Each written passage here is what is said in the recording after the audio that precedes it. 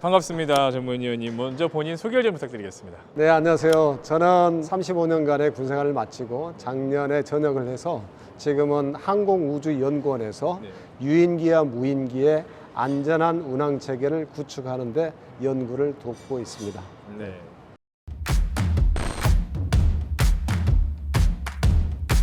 드론과 AI의 융합은 이제는 전쟁의 판도를 바꿔놓을 거라고 저는 생각을 합니다.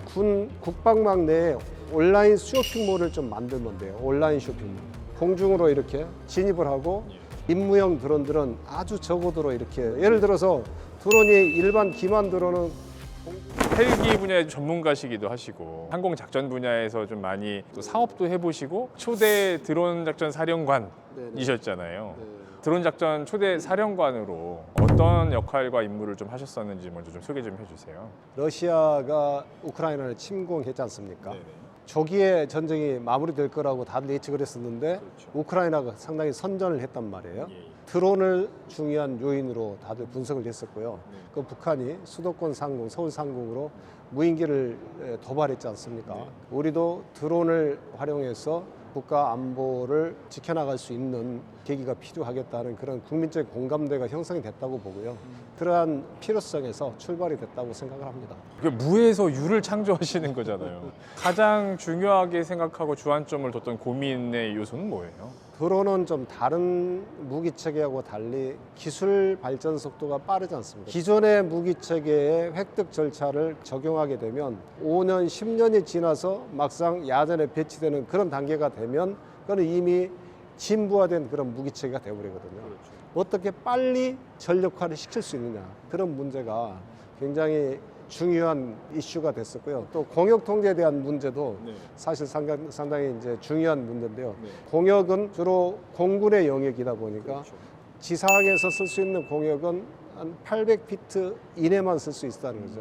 공군 또 국토부와 같이 실질적으로 공역을 쓸 수 있도록 활발하게 논의되고 있는 것으로 알고 있습니다. 네. 정찰용에서 시작을 해서 그렇죠. 지금은 워낙 다양해졌잖아요. 그래서 판단하고 있는 용도, 목적 어느 것들 정도로 분류를 좀 해볼 수 있을까요? 근데 가장 일반적인 게 감시 정찰이었는데요. 이제는 감시 정찰과 타격은 하나의 패키지라고 하나의 보입니다. 세트라고 봐야죠. 센서 투 슈터라는 거죠. 그러니까 식별이 된과 즉시에 바로 타격할 수 있는, 제압할 수 있는 그런 체계가 되는 거고요. 그 다음은 전자전이라고 생각합니다. 상대방이 내 네트워크를 침범하거나 간섭하지 못하도록 보호하는, 먼저 가서 무력화시키는 그런 부분이 필요하고요. 그리고 마지막으로 하나는 기만전이에요. 과거의 기만전은 병력을 가지고 있거든요. 실제 병력을 가지고 기동했어야 되는 거거든요. 굉장한 위험성을 감수해야 되는 겁니다. 실패했을 때는 많은 병력이 피해를 입을 수밖에 없었지만 지금은 드론 가지고 하기 때문에 지휘 결심에 대한 부담이 좀 덜하고요. 기만에 있어서 드론은 굉장한 수단이라고 생각합니다. 예를 들어서 일반 기만 드론은 공중으로 이렇게 진입을 하고 임무형 드론들은 아주 저고도로 이렇게 비행을 해서, 왜냐하면 AI를 탑재하게 되면 지형 판독을 해서 스스로 들어갈 수가 있는 거거든요. 복합적으로 운용한다라고 하면 적의 방공은 대단히 혼란에 빠질 것이고 생존성이 유지된 가운데 임무를 성공적으로 수행할 수 있기 때문에 대단히 효과적이죠. 앞으로는 기만 작전은 드론 작전에 있어서 필수 요소고 그런 부분에 있어서 대단히 아마 전술적으로 발전하지 않을까. 위대한 군사 전략가들이 많이 배출될 거라고 생각을 합니다. 그러겠네요. 대통령께서 이제 AI와 관련된 발표를 하셨어요. 어떤 내용을 주로 언급하셨는지 간단히 좀 소개를 좀 부탁드릴게요. AI는 정말 빠른 속도로 고도화되고 있거든요. 기동성을 가진 드론과 사람보다 더 뛰어난 그런 지능을 발휘할 수 있는 AI가 결합된다면 그건 정말 무서운 존재가 될 수 있는 거거든요. 드론과 AI의 융합은 이제는 전쟁의 판도를 바꿔놓을 거라고 저는 생각을 합니다.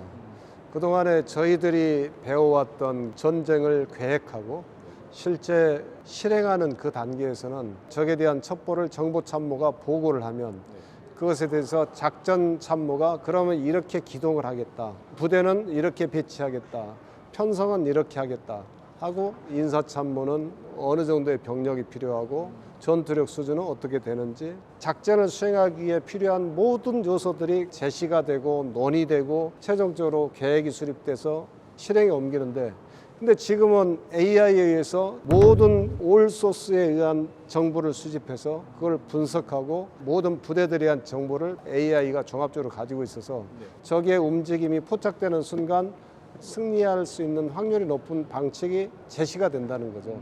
군의 전체적인 작전과 전술을 구사하는 데 있어서도 AI라는 체계를 다 적용을 해서 이것들 참모화하면 좋겠다는 말씀이신 거군요. 근데 가장 기본적인 것은 저는 그렇게 생각을 합니다.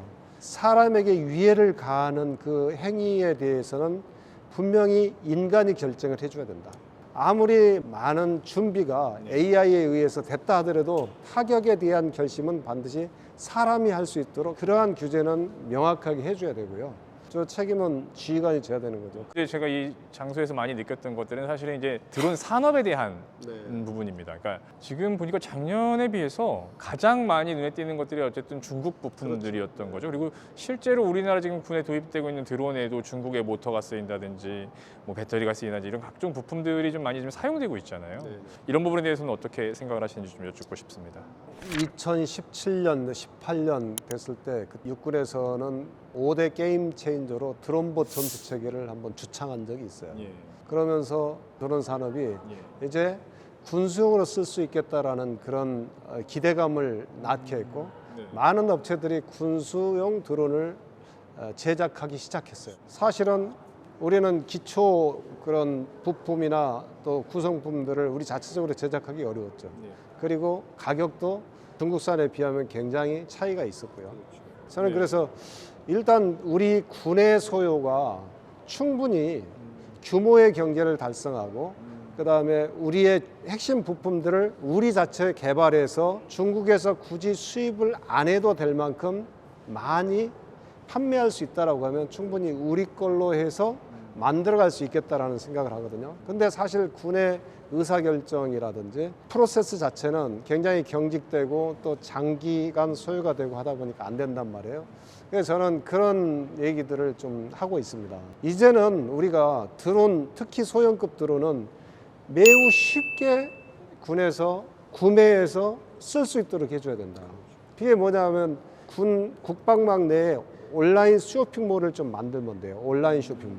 지금 우리 많은 군수 물자들을 쇼핑몰에서 판매하거든요. 그거를 들어가서 자기가 구매해서 써요. 또 우리 피복도 마찬가지고 이제 군사용 드론도 그런 군내 쇼핑몰에다가 필요한 그 부대가 필요한 만큼 살 수 있도록 이렇게 해주면 좋겠다. 그래서 한 육군 기준에서 충분히 살 수 있는 전투 부대들이 한 800개 정도 부대가 있어요.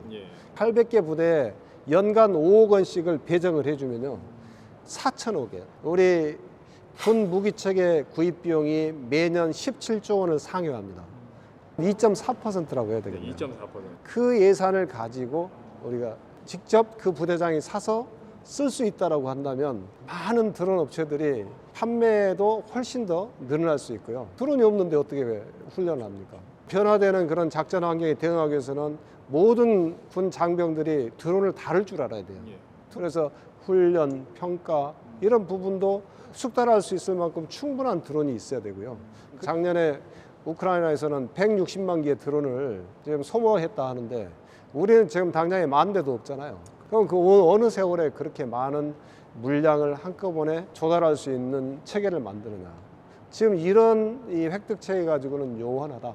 그 필요한 핵심 부분, 노타 블레이드라든지 또는 FC라든지 또 모타 이런 부분들 지금 다 수입해서 쓰는 것들도 직접 만들어도 규모의 경제가 되기 때문에 훨씬 더 단가를 낮출 수 있고요. 전시가 되면 또 그런 업체들이 계속 가동이 되기 때문에 그런 업체들로부터 전시에 대량으로 조달을 받아서 작전에 쓸 수 있고요. 그런 선순환이 이루어진다.